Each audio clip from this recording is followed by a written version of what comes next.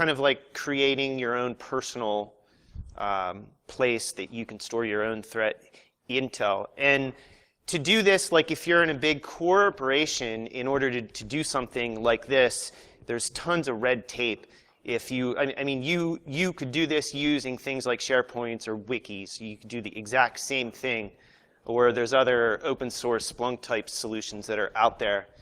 But the problem is there's this, you have to deal with all the politics, the funding, the server setup, and especially like I'm in a huge organization, and to set up like a simple SharePoint server would be like a year-long project. And so there's no way that I was going to get funding to do that. But I wanted something that I could reference so that I have sort of a history of a lot of stuff going on. And as you'll see in the talk, I've been through a whole dashboarding process and trying to pull a lot of that information together into something, and I wanted it to be web-based so that I could access it at home, at work, and so I was really focusing on some of the different web apps that are out there. And so this is the story that I'm going to tell, is basically how I got there, what it looks like now, what the pros and cons are, and then finally creating a framework so that take the lessons learned that I've picked up here and using that as a framework so that you can easily apply it to something like a SharePoint or just any just any basic document repository. So here's my traditional disclaimer. These opinions are only my own, and they're not those of employers or customers or whatever. For those, this is me, my avatar, so you might see me on Twitter associated with that. So I've been in industry for about 20 years. The past 15 have focused exclusively in the information security realm. I'd say most of that time I was doing security engineering, security architecture type work, but the past 5 to 6 years I've shifted over into more of an operational environment. So I've been working either in a SOC or with SOCs to help them improve their processes. So just, security engineering, did some FISMA for all those that are from the DC area. BD, did some trade studies looking at different products and doing bake-offs. And like I said, working in a SOC, and as one of my roles there is really focusing on IT security training. For those that are familiar, I've been running this website probably like for the past 8 years, so this is the plug for that. So please check it out, and this is where like I'll post the slides or just opinions that I may or may not have.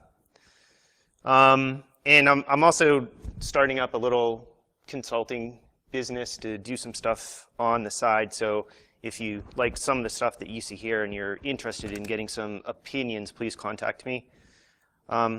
So getting to the point at hand, so I'm going to talk about the premise, kind of the historical, like where things started, how I got to where I am right now.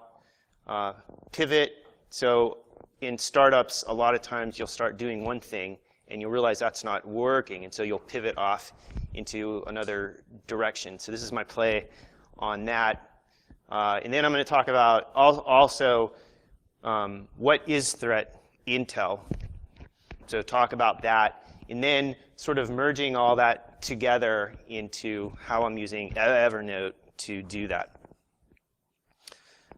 So one of the premises that I've seen is, especially in large corporations, is that we really tend to over-engineer stuff.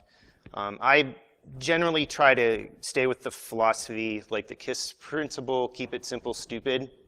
I see that a lot of times there are solutions, like they're looking to solve a particular problem, and a lot of the solutions are these big, complex monstrosities that are going to take years to build. But there's a lot of quick solutions that could probably get you 60 to 70% of the way there.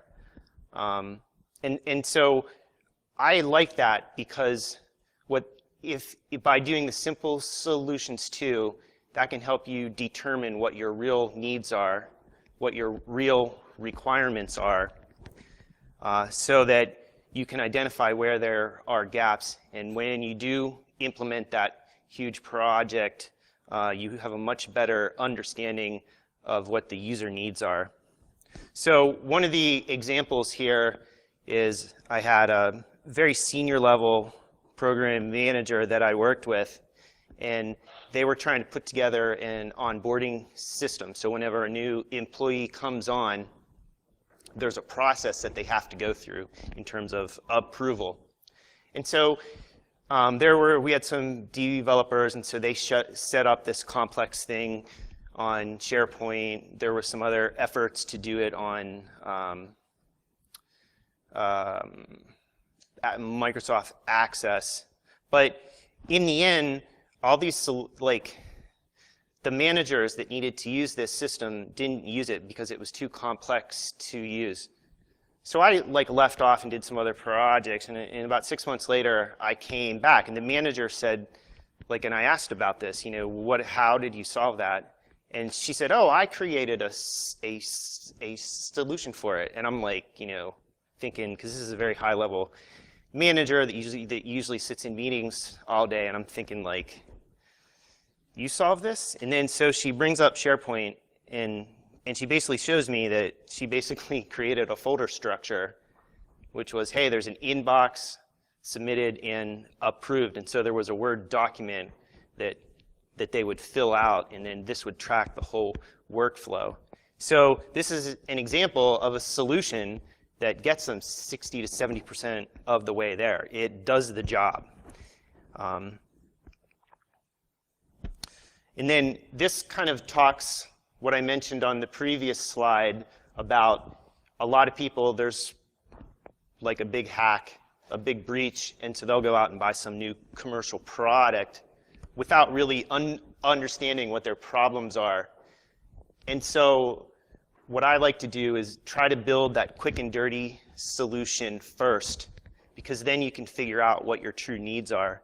And the outcomes are that is maybe this quick and dirty solution is the final solution, and you don't need this big complex process.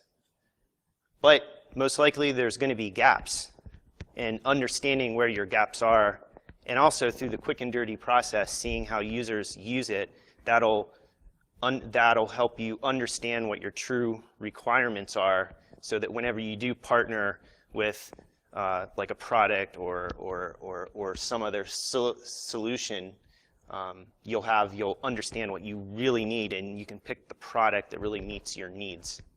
And then this gets back into the process that so for those in the DoD realm, there's the people process technology. So you're trying to solve a problem, and the three components of that are people, process, and technology. And I think there's a reason why they put the theory of that model there. There's a reason that they put technology last, because you got to invest in the people first and use those people to create those processes. Because in a lot of cases, maybe with processes and smart folks, you can create that quick and dirty solution without ever having to purchase that product. So the example here, so this whole philosophy here, applying that philosophy to threat intel services. So this is, so I don't know, probably about 5-6 years ago, I was working in a SOC, and they wanted this dashboard, and no one had ever done anything like this, so they wanted to measure risk, and so I put some proposals together, and I decided that I would just use the traditional risk equation, broken down into vulnerabilities, impacts, and threats. For vulnerabilities, we had just simple things like patch data, stuff like that. Impact was kind of fuzzy because couldn't really, we had to leave that out because didn't really have that type of data available to us. and then the threat.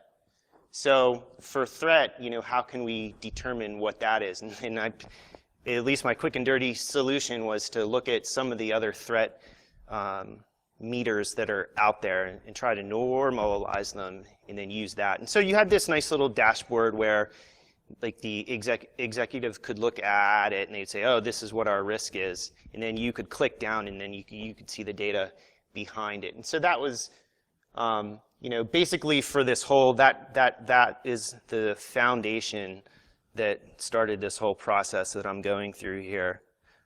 So I moved on and doing more analyst work, but I still wanted access to data like that because I like how I took the risk and I broke it down into threats and vulnerabilities, because as an analyst, that allowed me to focus what my attention was on. So, RIP Google Reader and iGoogle, but started out with that, and they had like with Google Reader, you could group feeds, and then you could turn those feeds into gadgets that you could put on your iGoogle page. And it was a nice solution for just essentially keeping up to date with what's going on. Eventually, I transitioned into Feedly when all the Google products went away. But I didn't like it as much because it was like I wanted a dashboard that I could just quickly look at it and things would just sort of pop out at me. So from Feedly, I started, and this is a product that you guys might want to try out, but it's NetVibes. And it's basically this online service for doing dashboarding. And there's commercial versions that, pretty expensive though, but for free, you can add your own feeds to it, and it could give you like a nice little dashboard. This is what my dashboard looks like now, essentially, that I have there. So like I said, I just had this cyber intel tab, and then I took a lot of the sources that I've been relying on and ported them to this. So the whole takeaways that I had with this experience was that this was nice for blog feeds. So whenever there were feeds where periodically, maybe a few times a day, stuff would come out, it worked well for stuff like that. But a lot of the feeds that I tried to add to it were, I called them data-driven feeds. So things like the list of IPs that are constantly being updated. Those didn't work so well because a lot of times you would have like 100 IPs added to the feed, and but the RSS feed would only be like, it would only hold like 20 items. So the cool thing is they did have a solution for this. There's for the paid versions of the Feedly and the NetVibes products, you could actually keep all that data, and you could search, but fairly expensive. And the other big thing is that it didn't work for files that were updated periodically, because usually you'll have sites and then they'll have this big list, like this big blacklist of like IPs, domains, whatever, and that list is just updated periodically. And so there was really no way to get that sort of data into it. So this is where I pivoted, so hey, maybe this dashboard thing is not working. So meanwhile, the threat, like I said, this was probably, we're about maybe 3 years back, but the threat intel market has been growing. So I started looking at, what is this magic threat intel? This is like, reminds me of back in the day when everyone was saying cloud. And they're like, oh, and it's like, ooh, cloud, right? And then and I was like that. And then I started working with it, and I'm like, these are just VMs. On somebody else's server. It's not that complex. There's other models that they have there, but yeah, so the threat intel market was growing. So I've spent a lot of time talking to experts and people that are up on all these threat intel feeds that you can purchase. And so my basic takeaway from some of these interviews was that this whole threat intel, it just has this magic buzz to it, and it sounds cool. And they're doing some amazing things with it, where they're enriching the data. You're not just getting this IP, but there's maybe a priority or something associated with that. So they're doing like this really cool stuff that I don't understand with all this big data mashing. But what I found, though, is what a lot of people said was that, and this was actually said yesterday in actionable threat intel talk that people that attended that, was that it's really not much value beyond open source resources. One person that I talked to said that if you follow a good set of people on Twitter, there's basically not much value add to some of the different threat intel services that are out there. Now, I'm not saying you shouldn't buy it, but this is, and this goes back to that example where, hey, let's set up something quick and dirty, see where our gaps are, and then that would help us choose the right threat intel to rely on. Because a lot of the threat intel services, they're giving you all the data, but is any of that data relevant? Like instead of being overwhelmed with IDS alerts, right? It's the same philosophy. Now I'm overwhelmed with like threat intel, like IPs or hosts or whatever. And this is what the quote where that picture came from. Whenever when your threat intel solution is feeling more like a threat intel problem. But I think overall, this was very close to what I was doing with some of the dashboard stuff. So at this point, I decided, well, what am I going to do here? So I basically put up a set of requirements of what I was looking for. So I definitely wanted it to be an online service, so something like NetVibes, but doesn't cost $1,000 per month. And essentially what I've learned is that you don't need anything complex. You just need a bucket. And it doesn't matter where the data comes from. Just dump it in the bucket, because you can search through it and filter for it after the fact. So, I talked about some of the blogs, and there's some other feeds that you could use to push stuff in. Being able to deal with the data-driven feeds. So whenever there's data that's coming in faster than would be useful to display on a dashboard. And also data files, being able to find those updated blacklists and look at it and say, hey, has anything changed? No? Do nothing. If it has changed, hey, give me a copy.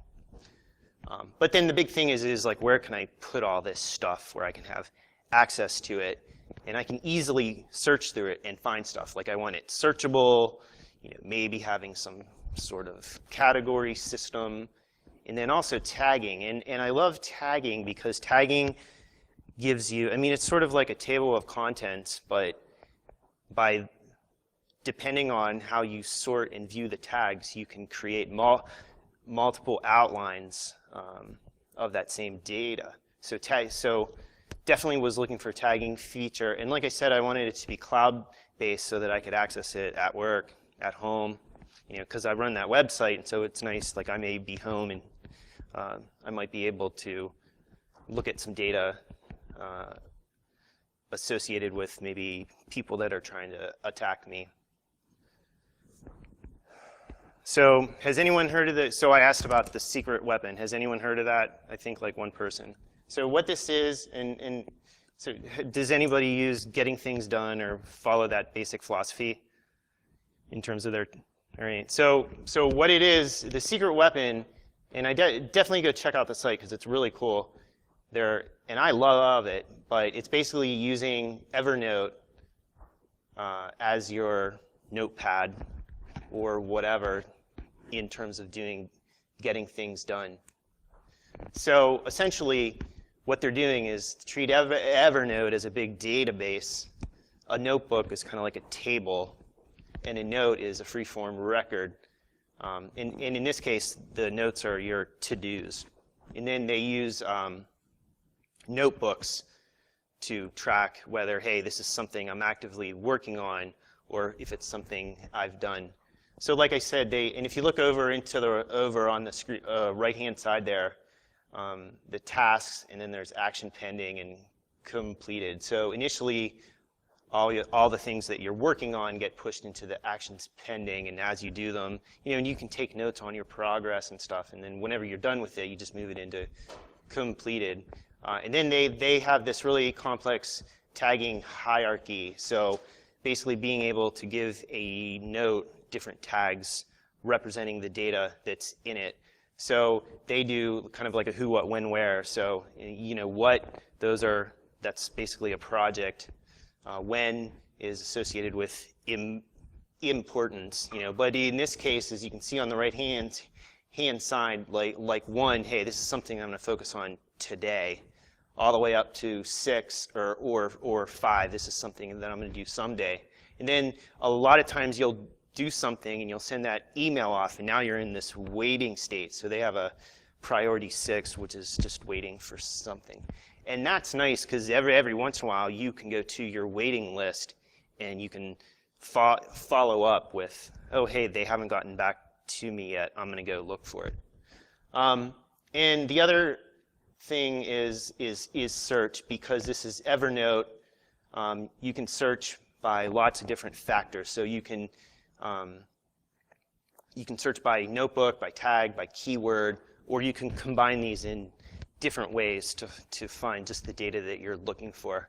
And the nice thing too is with Evernote, you can create saved searches. So I can basically create a saved search that says, hey, show me all my action pending. Show me all the actions that I'm going to do now that are associated with work. So when I go to work, I just click this save search, and bam, cool, this is what I have to work on today. And I've also, in GTD philosophy, there's an inbox too. So whenever you come up with a new idea, you just type that task in or that idea in. And and you'll see in the top right, they also have a cabinet feature. So this is where you would put all your traditional Evernote stuff that's basically not actionable. So this is my cut, like GTD, the secret weapon is just, I'll call it a framework, and you can adapt it to meet your needs. So I basically changed it up so that, adding symbols and stuff like that, so that things would sort correctly. Let's see. So as you can see here, like with all the W, like the who, what, when, where, I basically added a symbol associated with that so that the order would always be in the same way. And then I also carried through the symbols associated with that into subtags, because theoretically, like, I could have communities, but they could be under multiple different subtags, so that you could have that same keyword in different places. And then the dot I use to indicate that it's a header versus like a tag that you would actually search on. And so basically that's a summary of what my current system looks like. So the next part of thing that I want to give a little bit of background on before all these concepts get pulled together is looking at what threat intel is. So in most cases, it boils down to indicators, and these are usually IPs, domains, URLs, hashes, stuff like that. So you can have this very, very basic data, but you can also have this very mature threat intel, which usually comes in the form of a report. So you're maybe focusing on like a specific threat actor, how they do, what their tradecraft is, and then and then adding those detections into your perimeter defense so that you can detect them doing stuff. But historically, there's lots of different open source resources, and I just list a few here, but there's tons of them, and there's tons of lists.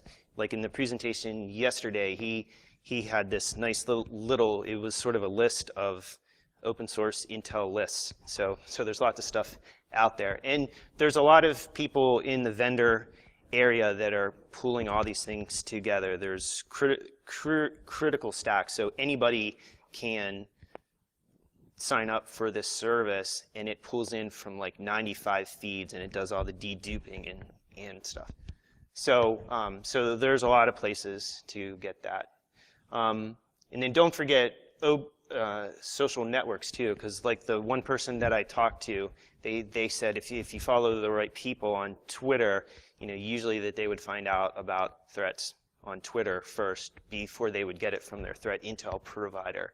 So don't forget that too. So being able to find those right people that you want to follow. And then people have created, I guess, threat bots where they would put a bunch of honeypots out, and then like on Twitter, they will tweet like, hey, this IP is attacking me. So there's those types of resources too. And the other thing too is to mix in organizational specific data too.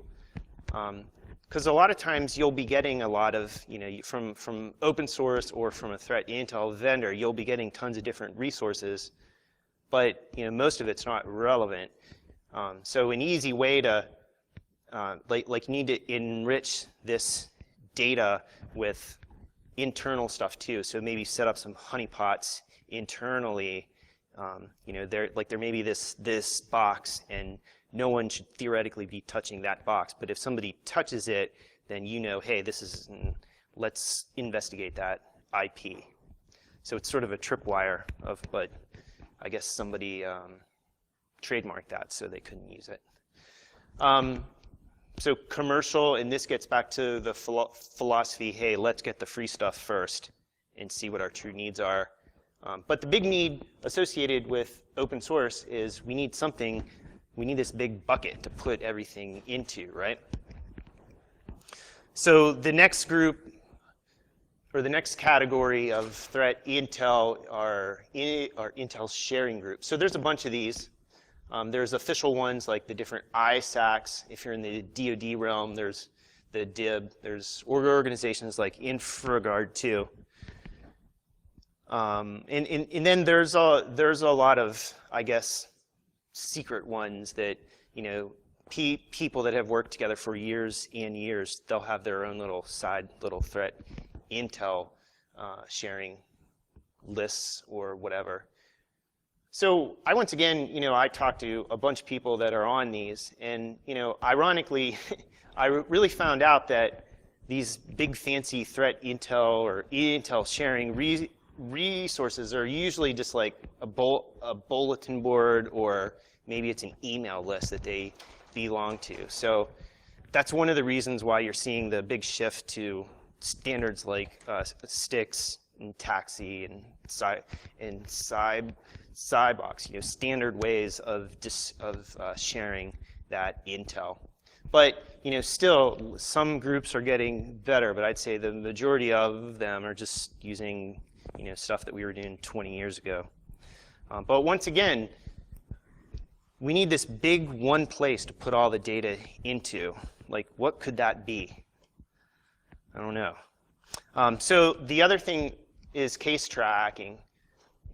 A lot of times, so you'll get an alert, and you'll want to investigate that.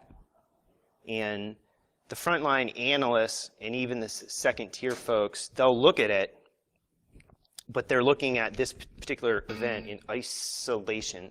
What you need people that are going to step back and look across all the incidents so that you can do trending.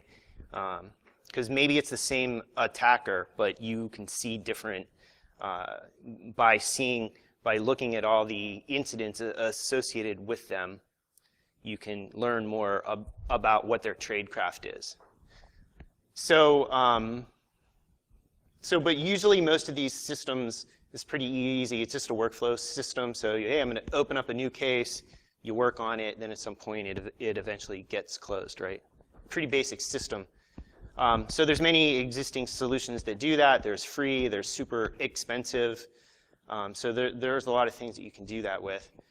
But once again, the big need is this is yet another separate bucket of where a lot of useful data is stored. And so what you need is to pull all this stuff together so that it's in the one place. So looking at some of the other existing solutions that are out there, there's a lot of open source tools. There's, like I mentioned, Critical Stack. That's, it's supported by a vendor, but it's basically you install this client and then you can download all that data from the 95 different sites. And there's some nice tools out there like Crits and SIF that can automatically pull in feeds so that you have this data, at least within your organization, on one server so that you can search through it and use it for various reasons for doing things like hunting, but also pushing that data out to your sensors so that the sensors alert on certain things. So like I said, Intel sharing, I already talked about that with email lists and bulletin boards and going to standards like Taxi and Sticks. In case management, there's some, touched on some of those. There's a solution that I learned about probably about 6 months back called Threat Connect. And it's sort of, they have a pretty good business model, I think, because they automatically pull in, like you can sign up for free. Like I can go and just join, and then they'll have different communities there, and you can just join them. But then they have sort of a value add on top of that most big companies would probably go with. But they actually pull in, I don't know, probably about from 10 different open source Intel sources. But you can do a lot of cool things with it. You can go in and create cases, and you can pivot. So there's solutions that are out there that are like it, that could solve this problem. But I think overall, one of the takeaways is that there are lots of point solutions that meet these three needs that I was talking about. But not everybody can use them. Like getting back to that one example with the onboarding workflow, right? I mean, like a senior level manager that has no technical skills or has long past those, they could do it. I could do it, versus your first year analyst could do it. And then also you need it to be centralized. So you need all this data from all these different resources pushed into one place so that you can look across it and look for those trends. And so that's where Evernote came in.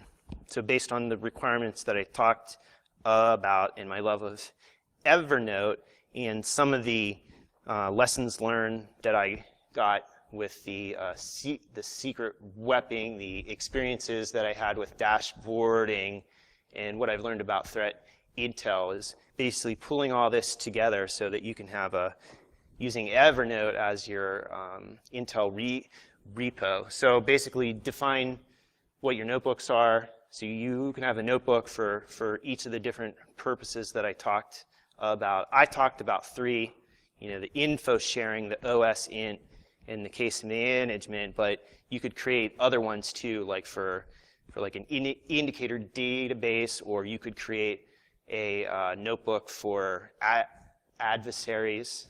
So hey, these are the where you could document and keep track of the different tradecraft associated with particular attackers. So it's open and flexible, and there's a lot of things that you can use to build off of it. And then two, with some of the different saved searches that are available to it makes it very easy to use. And I'll talk about that next. So getting back to the ease of use.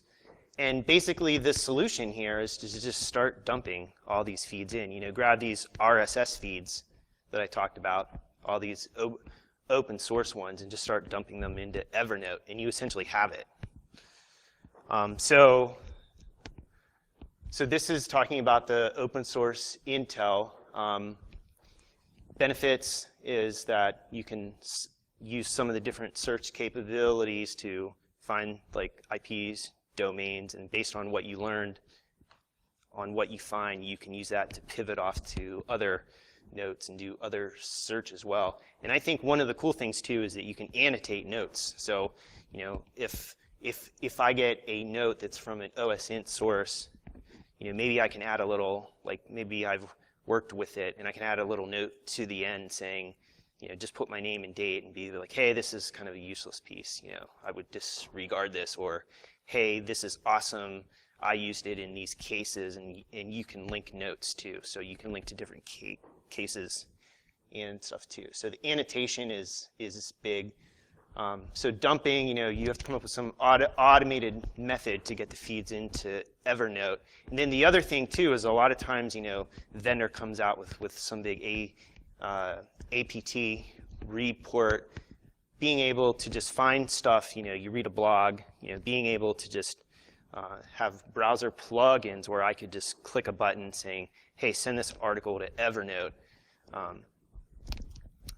So it's very easy to add stuff to it on the fly too. And then need to come up with a recommended tagging structure or framework so that you can make sense of all this data. So this is just a quick list of some of the kind of in my initial implementations. I basically pulled a bunch of data from these various feeds. So the RSS feeds. So and then the other thing too is I wanted to just put some normal blogs in there too, because maybe I'll be searching for something and this will take me back to something, to a piece of intel that happened 3 months back, right? So now I can be like, all right, well, it was around this time. What was going on, right? So you can know what the bloggers were writing about, what was in the news, and so you can use that to relate to things as well. So this is an example of just the OSINT sources and what it sort of looks like. I basically have this OSINT database, or this one notebook that all the stuff is pushed into. I have a tagging structure defined by the bracket. Does everybody remember what I used the bracket for? Nothing? No? Okay, so the brackets were like projects, essentially. So, but I was basically using that as you can tell, the what. So this is, you know, well, what is this piece of data? Is it a blog? Is it a domain list? Is it from exploit DB? And then you got the who associated with that too on the right-hand side. So you can, you know, look at something like at @abuse.ch, and there's like 2 things there that are associated with that. So you can really get down to the different feeds, like if you have multiple feeds from a single resource.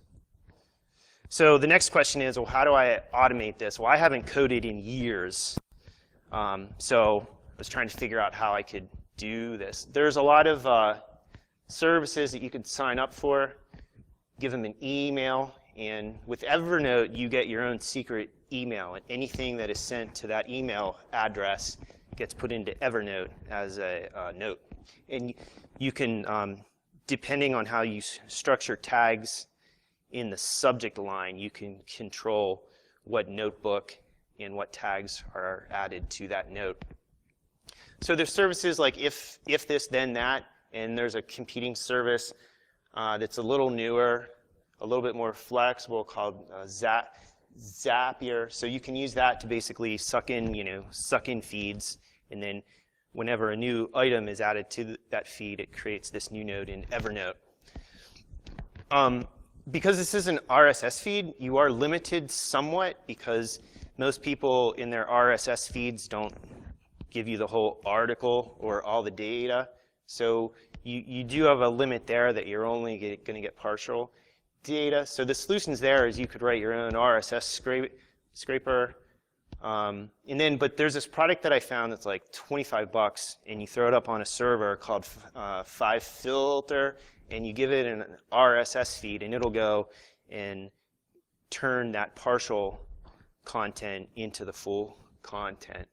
So that's a good way to get all the data associated with that data item. You can do it, these same tools, if this then that, you can do it with email. So hey, whenever I get an email in my inbox from this user, create a note for that. So if you subscribe to different services that provide you data. I haven't played with it, but this Storm Stack, so there's a commercial company behind it too, but there's an open source solution. So it's basically like if then, or if this then that, except you can set it up on your own server, and it's a little bit more powerful, and you have some more capabilities. It's probably a little bit more complex to set up too. And then the last thing too is scripts. I was talking about some of those blacklists that I would want to download, but I only want to add them to Evernote if things have changed. So I have a beta script. It's just a bash script that I put together to go to some of these different sites and basically put on that file, look if they're, and then hash that, look if it changed from the previous hash, and if it didn't change, then I do nothing with it. But if the hash is different, then it takes that file and emails it off to Evernote. And then the other thing too is, so CIF, that particular tool has a lot of open source feeds that are built into it. So this is already pre-programmed to pull in all of that data. The nice thing about that is you can have one feed coming out of it so that you turn all that data into one feed.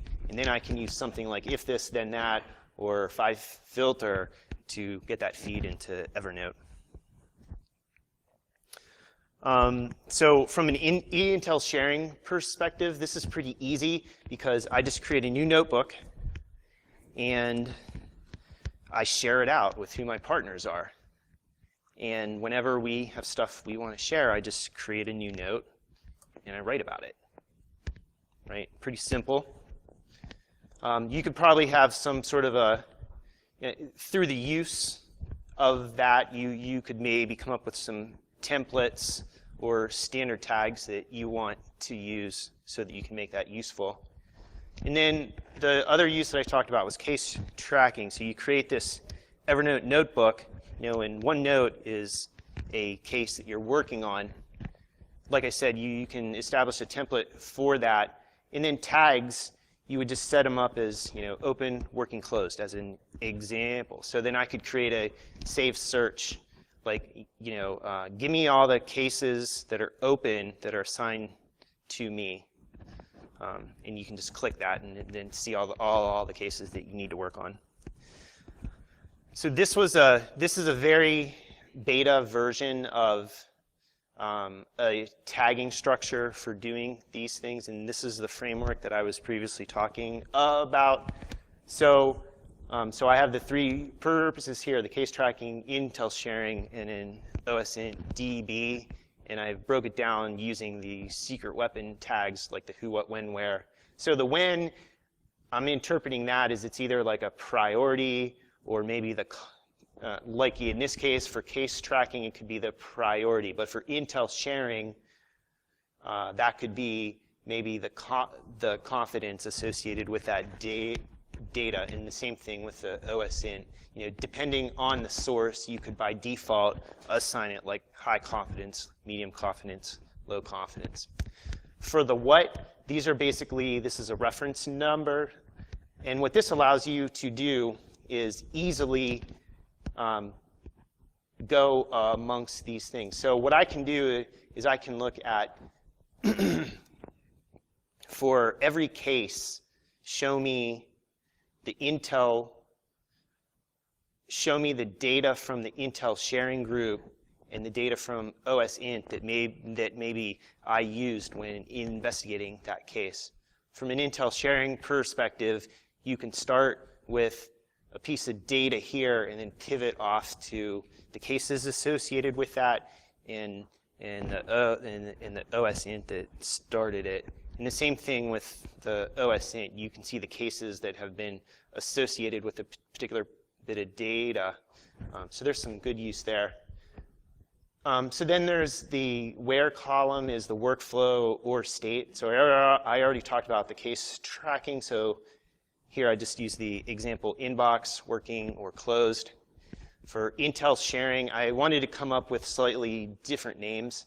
So there's something that's new, that's maybe never been looked at, and then maybe people, as they look at it, they could tag it as, hey, this is relevant or not relevant, and you can come up with your own structure there. And then for the open source int, new or its default state. But then if somebody used it in one of their cases, maybe they could tag it to be useful or useless, and you can look at some of the other options there too. And then with the who, with the case tracking, that could be who worked on it, whether they opened it, were assigned it, whatever. So you can see who worked on a particular case. And in the note, you could come up with a structure where whenever you update it, you always put like the date and your name, so that you can see like what each person did. For Intel sharing, like I showed this, you could look at the source that it's coming from.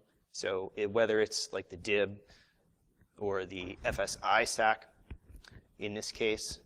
And then for the OSINT DB, you could basically document who it came from. So in this case, I just gave examples of NIST and abuse.ch. But the one point that I don't want to make is, like, you don't have to tag, don't tag it if it's not relevant, right? A lot of these cases, especially with the data that's automatically fed into the system, it'll have some default tags, but you don't need to go back and like retroactively tag stuff appropriately.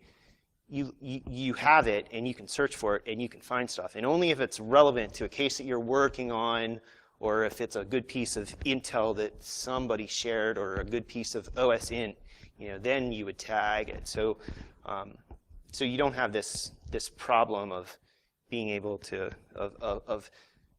like it isn't a very strict tagging structure. You only tag it when it's relevant. And then like I said, these are these identifiers that you can use to cross-reference between these notebooks or tables. The other thing that you can do too is Evernote has, you could create meta notes, which is a note that maybe you want to pull several notes together. So you can create one note and then create links off to all the other notes that are associated together. You can do one-off other tags. So say you're doing an investigation and you want a way to easily pull together all the relevant data that you're looking for. Like you could just temporarily create some temp tags to go in so that you could just and then save that off as a search, and then you could click that to always get back to the same set of data that you're working for. And then, like I said initially, there's alternate tagging structures. So these would be other notebooks that you could create for maybe you want to create a table of adversaries.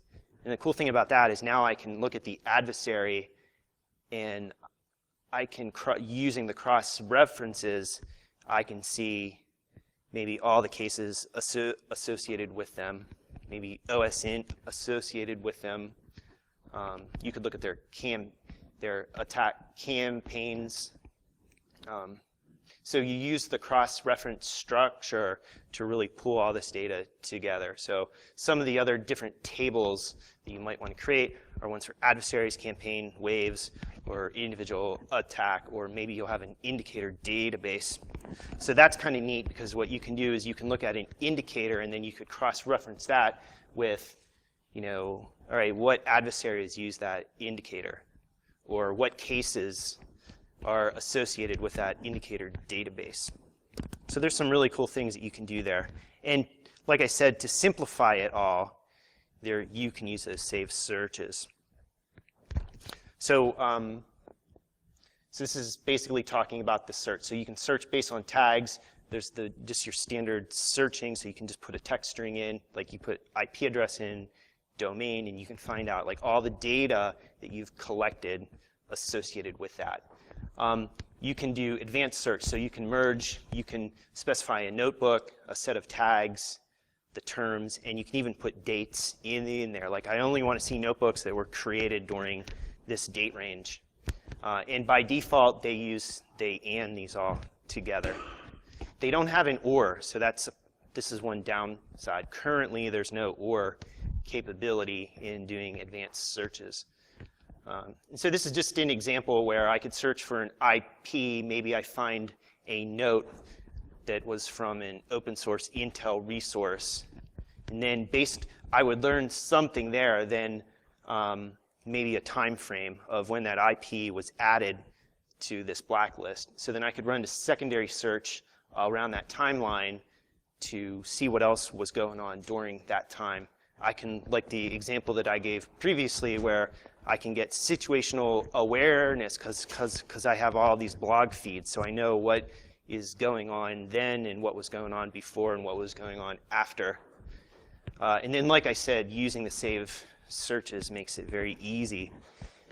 Now, the big point here is most large organizations are not going to let you do all this, except for maybe the OS int portion in Evernote, because they don't control the data. And so the whole goal of this experiment was to create something in Evernote, quick and dirty, and use those lessons learned to build a framework that you could use in other sources. So you could use other log management solutions like open source stuff like Graylog, Logstash, or you can go full on and do Splunk. You could use some of your different SIM technologies. And there's some other things that you can do. You could use a wiki, you could use WordPress just in a different way, SharePoint, obviously. I mean, and you can even just create like Windows structure. So you could use like a shared drive and just create a note, which would be like a Word document or a Notepad document associated with this. So it's by coming up with the structure, you basically have this very flexible solution. But the most important part is whatever you choose to do, like on the far right there, you have the data and you need to tag it, and it has to be searchable, and it basically throwing everything into one big bucket.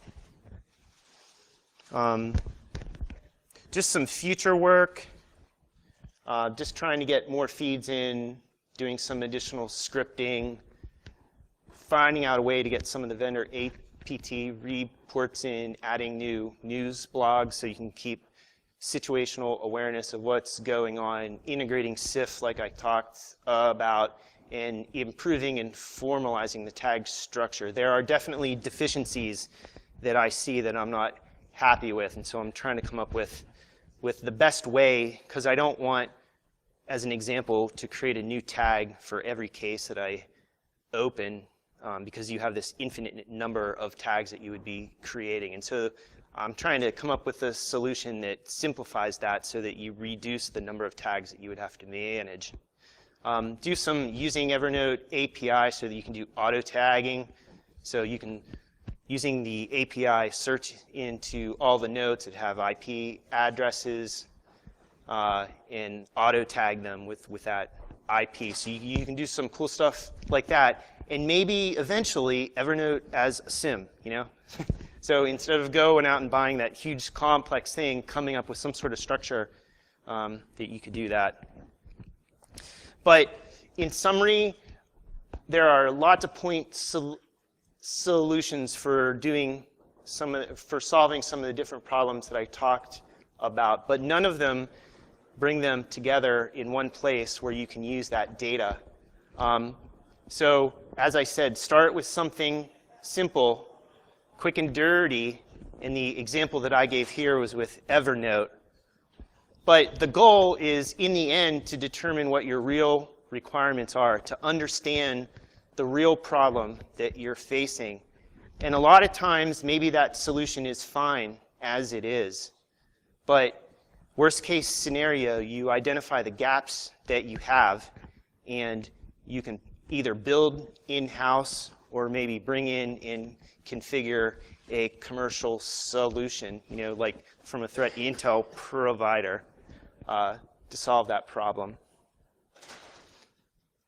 So yeah, this is, I'm Grecs on Twitter, novainfosec.com, and there's a Twitter feed associated with that. And if you want to contact me, it's just NISP contact with a bit.ly link.